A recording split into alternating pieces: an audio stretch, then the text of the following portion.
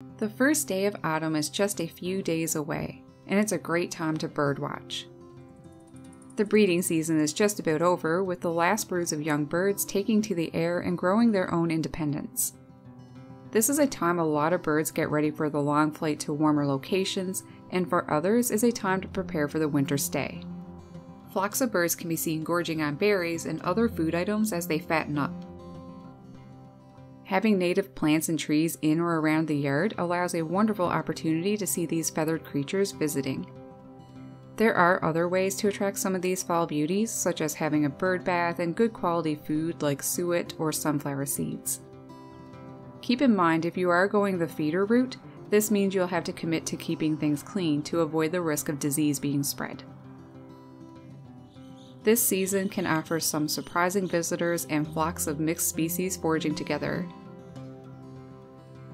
Here are some resident and migrating birds to be on the lookout for.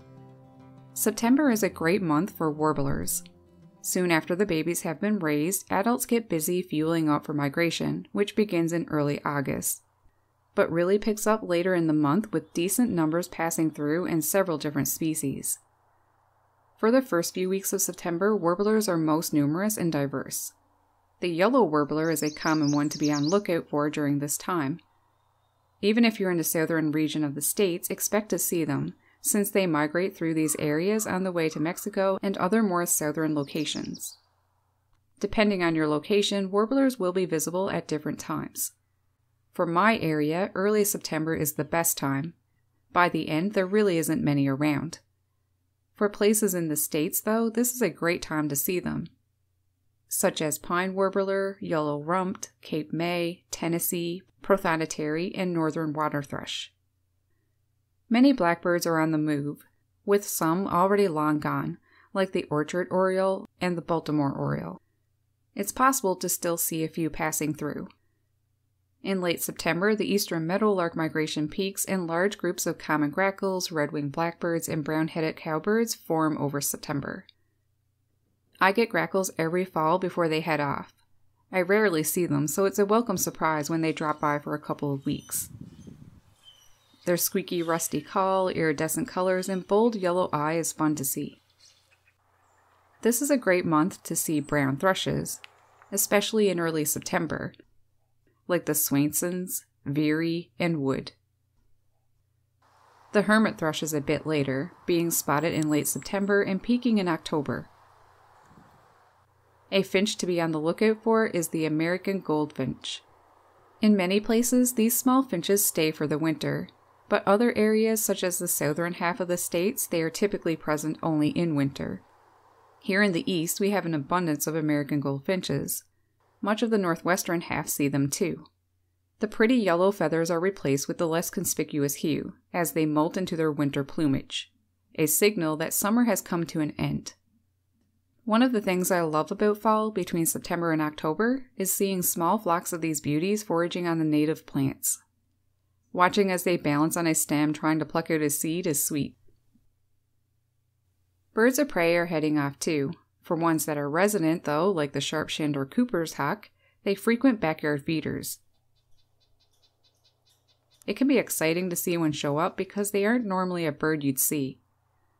There are a few hawkwatch sites where you can go to as well, and help count migratory birds of prey in an effort to survey numbers. For birds that stay year-round, like resident woodpeckers, the Downy and hairy, this is a great month to see them hitching up the trunk of a tree in search of grub. October. This is a great month to see ruby-crowned kinglets and golden-crowned kinglets. It's likely you'll spot a hermit thrush or two as well. American robins should have left much of Canada now, but many across the states are resident birds. It's a great time to see them foraging on berries as they fatten up for winter. If you love sparrows, this is the time to expect to see them, such as the much-loved white-throated sparrow or the beautiful white-crowned sparrow. It seems as though Junco's arrival is the first snow as we head into late fall, and that is even true for my area where they are resident birds that don't migrate. Other sparrows you may see are the charming fox sparrow and chipping sparrows. Although not present every fall, often purple finches and pine siskins may be seen, especially if they've had a good breeding season increasing their numbers.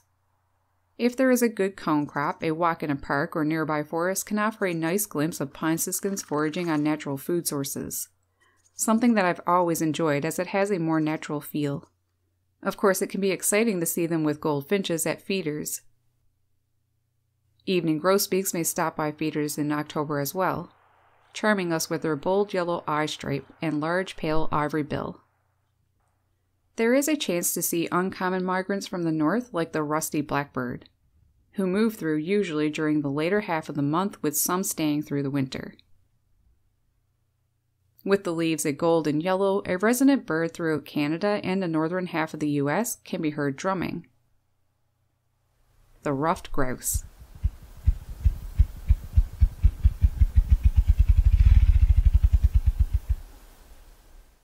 As males claim territory, they can also be seen foraging on alder buds and other seeds as they fatten up for winter. Other galliforms can be seen as well, wild turkeys being one of them, especially heading into November. One of the most interesting birds of America, they are like natural detectives, thanks to their highly curious way of always checking out interesting sights, sounds, and visitors. Don't expect to see many warblers, with the exception of a few, especially the yellow-rumped I mentioned earlier, as their numbers really pick up this month. They actually winter in many of the states, including northern areas like Washington in the west and Maine and New England areas in the east. They even spend the winter in some Canadian locations on the southern edge. Black and white warbler, black-throated green warbler, and black-poll warblers have a long migration season, providing us some opportunity to see them, especially in early October. The first couple weeks in October is also a good time to go in search of shorebirds, such as the common terns, the most widespread tern in North America, spending its winters as far south as Argentina and Chile.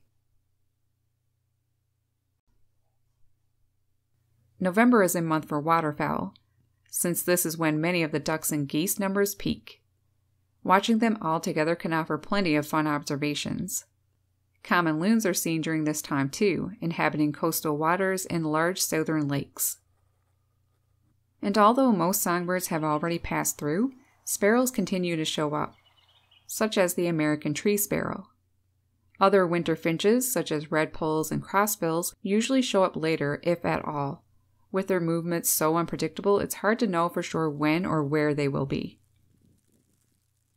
An exciting songbird to be on the lookout for across the northern half of the states, southwestern areas of Canada, and the Atlantic provinces is the northern shrike, as they head down from the north, remaining all winter. December. For most species, peak migration is over, but it's still possible to see some stragglers.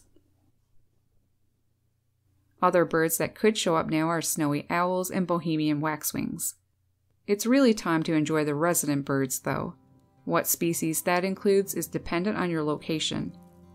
One that a great deal of North America can count on, though, is the lovely black-capped chickadee, a very interesting and charming bird. And for areas without these guys, there is sure to be one of the other chickadee species, like the Carolina, mountain, chestnut-backed, and boreal. So that's a general rundown of what to expect this fall. And of course, there is always the potential for some surprising visitors. Have you been seeing some of the birds I've mentioned? And what birds are you looking forward to catching a glimpse of? Comment below. And as always, thanks a bunch for watching. I hope you enjoyed. Take care. Happy fall birding.